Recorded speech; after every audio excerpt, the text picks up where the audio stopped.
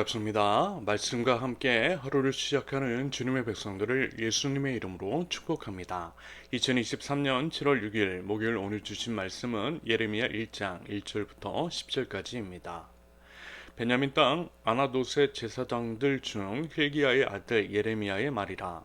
아몬의 아들 유다왕 요시야가 다스린 지 13년에 여호와의 말씀이 예레미야에게 임하였고, 요시야의 아들 유다의 왕 여호야김 시대부터 요시야의 아들 유다의 왕 시드기야의 11년 말까지 곧 5월에 예루살렘이 사로잡혀 가기까지 임하니라. 여호와의 말씀이 내게 임하니라.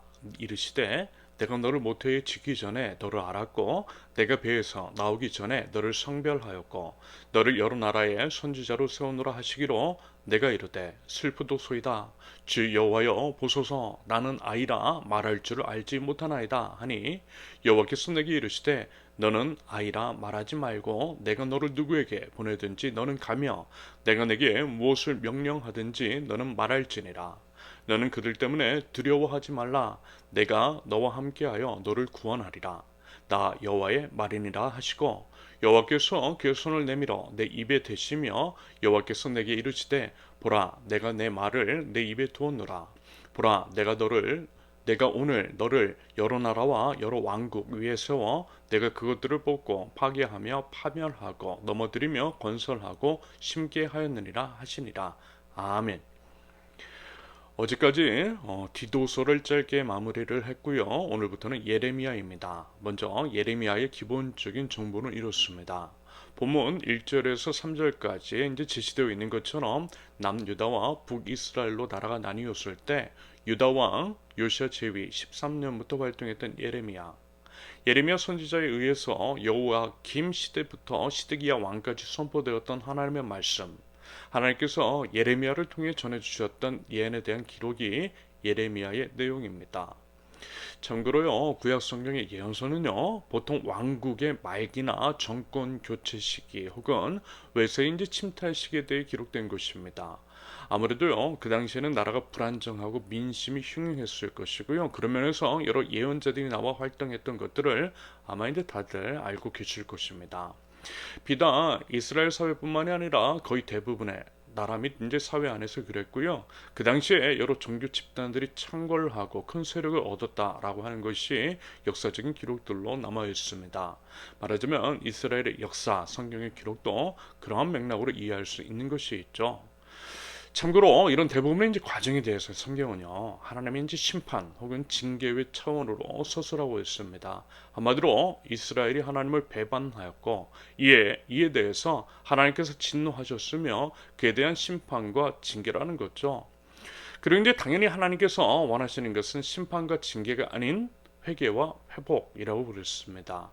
이런 이유로 하나님께서는 심판과 징계를 시행하시기 전에 하나님의 선지자들을 보내셔서요, 회개의 메시지를 선포하도록 하셨습니다. 계속해서 하나님을 배반하면 나라가 분열하고 망하게 될 것이며 적국의 포로로 잡혀가게 될 것이다. 그러니 회개하고 돌아오라는 메시지를 전했던 것입니다. 그러면서 이제 아무래도 선지자들이 이제 가장 활발하게 활동을 하고 예언이 가장 많이 쏟아진 시기는 왕국 말기일 것입니다. 여러분 상식적으로 그게 맞겠죠? 왕국의 말기로 갈수록 그 사회는 타락하였을 것이고, 이에 심판과 징계의 날은 가까운 것이겠으며, 그래서 더욱 힘써 예언의 메시지를 선포했을 것입니다. 하나님께서 선지자들을 통해서 강력한 말씀을 빈도 있게 선포하셨다라는 거죠.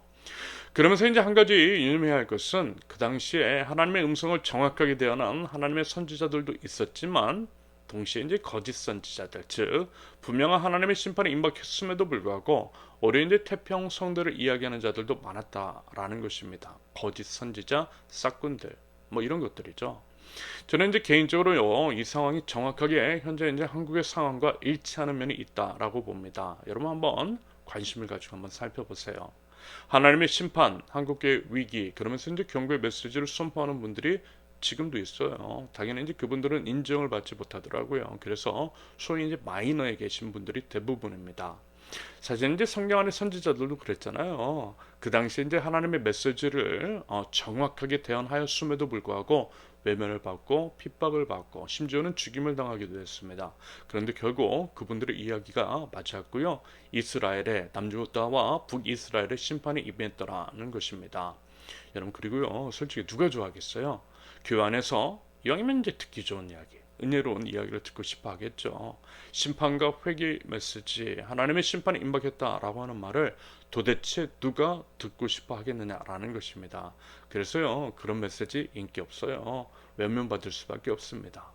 최근에도 이런 이야기 몇 차례 들었던 것 같아요. 안 그래도 이제 짜증나는 이야기가 우리 사회 안에 가득하고 피곤하고 힘든 세상인데 교회 안에서만이라도 위로만 받고 싶다라고 말입니다. 충분히 이해가 가더라는 것입니다. 그런데요. 거짓 선지자들이 또 그걸 너무나 잘 알고 있어요. 그게 돈이 된다라는 것을 너무나 잘 알더라는 것입니다. 그래서요, 그 마음, 그 심리를 이용해서 사람들의 비위를 맞춰주는 거짓 위로를 풀어놓더라는 거죠. 그러면서 이제 자신들의 탐욕을 충족시킵니다. 당연히 이제 제 말이 다 옳다라고 하는 것은 안 했지만 여러분 한번 스스로 이제 관찰해 보시고요, 수고해 보시고요, 분별해 보실 수 있기를 바랍니다. 정확하게 예레미야를 비롯한 선지자들이 활동했던 이스라엘의 상황 그리고 참 선지자와 거짓 선지자들의 행태 및 사람들의 반응과 비슷한 양상을 현재 이제 우리 사회 안에서 어렵지 않게 발견하실 수 있을 것입니다. 부디어 바른 분별력에 따른 바른 반응이 있을 수 있기를 간절히 기대합니다. 여러분 그래야만 우리가 살 수 있다라는 거예요. 한편 예레미야는 눈물의 선지자라고 하는 별명이 있죠. 맨날 울어서 그런 별칭을 얻게 된 것입니다. 울보라는 거예요. 그럼 왜 울었어요? 망해가는 나라와 민족을 보고 울었습니다. 그만큼 나라와 민족을 사랑했던 예레미야였습니다. 그리고요 또 맨날 맞았잖아요. 고난과 핍박을 당했습니다. 말씀을 드렸듯이 나라가 망한다라고 하는 그런 이야기만 하고 다녔기 때문입니다. 그러니 사람들이 싫어했고요, 미워했고요, 핍박했겠죠. 그래서 또 울었어요. 몸과 마음이 아파서 울었고 억울하고 또 답답해서 울었을 것입니다. 아무튼 이제 눈물의 선지자 예레미야 그를 통해 선포된 메시지 오늘부터 나누게 되는 예레미야를 통해서 지금 이 시대 중국 대한민국을 살아간 우리들에게 하나님께서 말씀하시고자 하는 것이 무엇인지를 귀 기울여 듣고 또 적용하실 수 있기를 바랍니다. 심판과 징계가 아닌 회개와 회복을 원하시는 하나님의 마음을 온전히 알아서요 바른 반응을 보이자라는 것입니다. 오늘 본문은요 예레미야의 시작으로서 앞서 말씀을 드린 것처럼 1절부터 3절까지는 시제적인 배경에 대한 간략한 기술입니다. 그러면서 이제 4절부터 10절까지는 하나님께서 예레미야를 부르셨는데 부르심의 경위 및 약속 그리고 그 목적이 무엇인지에 대해서 말씀하고 있어요. 한마디로 예레미야는 셀프 공천이 아니라 하나님께서 세우신 참 선지자라고 하는 의미일 것입니다. 그래서요 그를 통해 선포된 하나님의 말씀은 진짜라고 하는 것이며 진짜 그 말씀대로 이루어졌음을 역사가 증명하고 있다라는 것입니다. 여러분 오늘 말씀에서는요 이것 한 가지만 기억하면 좋겠어요. 하나님께서 예레미야를 모태에 짓기 전에 아셨고요. 어미 배에서 나오기 전에 성별하셨으며 선지자로 세우셨다라고 하고 이런 말씀이 나오고 있잖아요. 여러분 예레미야를 그러하셨으면 우리도 그리하셨음을 믿습니다. 하나님이 우리를 지으셨고요. 하나님이 우리를 선택하셨습니다. 세상에 존재하는 모든 것들이 다 이유가 있고요. 목적이 있는 것처럼 우리도 그러하다라고 하는 것. 다시 말해서 우리에게도 사명이 있음을 꼭 기억하시면 좋겠습니다.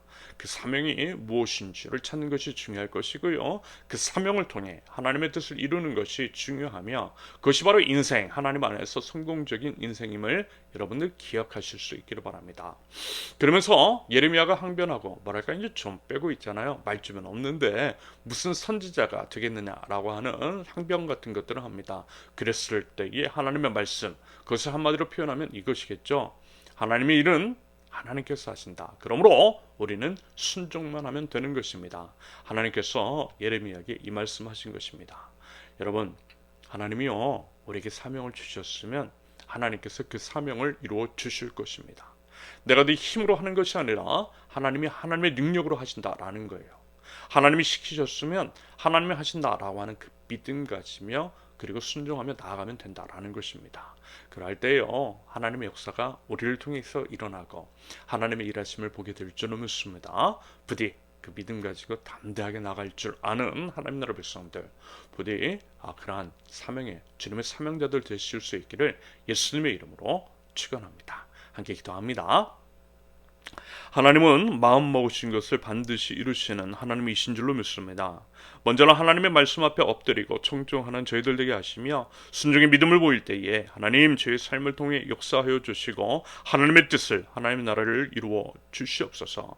하나님께서 원하시는 것을 하나님께서 원하시는 때에 하나님께서 원하시는 방법으로 이룰 줄 아는 하나님의 사명자들 될 수 있도록 하나님 제 모든 삶을 인도하여 주시옵소서. 예수님의 이름으로 기도합니다. 아멘. 하나님께서 오늘 주신 말씀과 각자의 기도 제목을 놓고 우리 잠시 기도하겠습니다.